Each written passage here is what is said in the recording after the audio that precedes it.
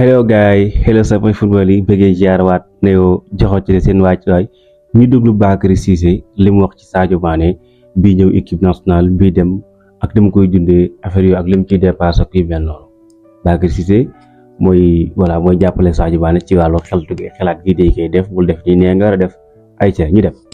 Sadio Mané à chaque fois qu'il vient à l'équipe nationale il dépense 130 millions de francs CFA pour son jet privé en aller et en retour.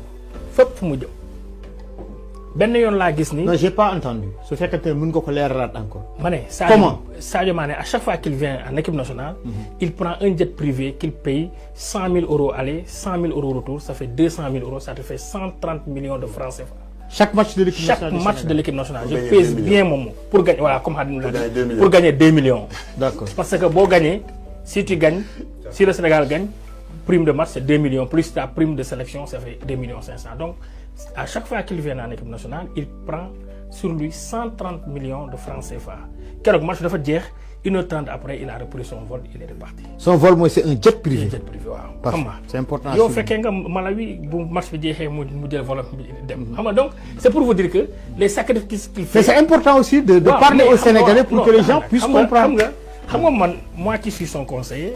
am na yoo xamante ne je me mets mal à l'aise même d'en parler parce que xam nga pendant ce temps am na ñoo xamante ni ils ont du mal à avoir le diable pour lui tirer par la queue mais pour vous dire que les sacrifices qu'il fait et il balaa muy génn ba mu sangoo ba pare fay borom yi boru julli ba pare mu woo ma ñu waxtaan lui-même il m'a dit lu mu njëkk a jël téléphone daf ma ne je n'ai pas fait un bon match.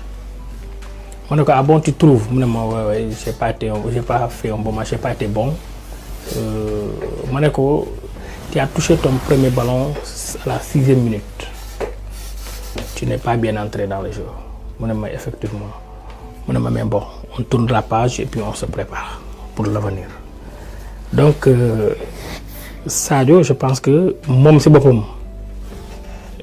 reconnaître na ni il n'a pas fait un match à la hauteur de l'attente. Et les critiques aussi, il a toujours pris les critiques avec philosophie. Et ça a été le cas de ces dernières critiques-là, c'est normal. Mais l'attente est toujours grande. Dañoo bëgg que muy def tout le temps plus. Donc c'est un joueur qui est là depuis le 25 mai 2012, son premier match à Marrakech avec l'équipe nationale A du Sénégal. Il a entendu beaucoup de choses, tant yu baax comme yu négatif. C'est normal, c'est le propre du footballeur. Moi, j'ai toujours refusé de parler de Sadio Mané, joueur, nu muy comporter aussi équipe dama koy bañ. Parce que j'ai toujours dit que Sadio, il n'est indispensable. Sadio n'est pas indispensable. C'est un maillon de la chaîne de l'équipe nationale du Sénégal. Donc, c'est un être humain. Il peut faire de bons matchs comme il peut faire de moins bons matchs comme tous les joueurs. Mais le plus important, moi, nous me relever de ces critiques-là. Et je vous promets qu'il va reprendre, il va revenir et il va donner le meilleur de lui-même comme il a toujours fait. Maintenant, le meilleur déplorer, moi, physique, Sadio ne peut plus tenir 90 minutes. C'est méconnaître la personne. C'est vrai, l'explosivité de Sadio, il ne faut pas oublier qu'il s'est blessé la veille de la Coupe du Monde. Mais il reste ce même joueur technique avec les réflexes et tout. Maintenant, comme Hadim l'a dit, je pense que Sadio Mané, c'est quelqu'un bien à maintenir. Quand il s'agit de l'équipe nationale du Sénégal, il ne lésine pas sur les moyens. Quand il s'agit de l'équipe nationale du Sénégal, du ci am xel ñaar. Barki dem dama doon discuter ak ñenn sama waa ko jëppal ñu waxtaan kenn ne ma non mais on retiendra qu'il n'a pas fait un bon match.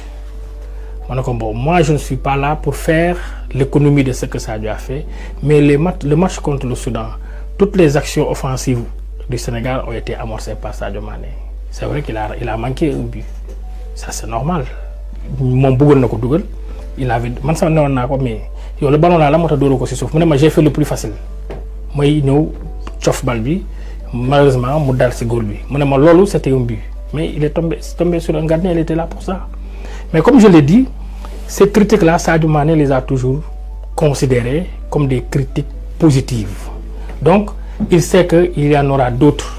Moi, je sais tout de même Samba Alar et tout. Pourtant, on oublie que, je sais que les Sénégalais n'oublient pas que c'est lui qui nous a qualifié à la Coupe d'Afrique 2025 au Malawi, à la 95e minute, mais moi, je suis envolé. Donc, il comprend, il sait que c'est le propre des Sénégalais, c'est le propre des supporters. Que ce soit que le Bimoudjari, parfois c'est comme ça. Tantôt, vous dougalez, joueur mom non la, bo dougalé ben but, ñi dañuy faté li nga defal mauvais. Mais bo dougalul, tu vas essayer des critiques. La qualification pour le Malawi pour la Coupe d'Afrique des Nations. Donc loolu la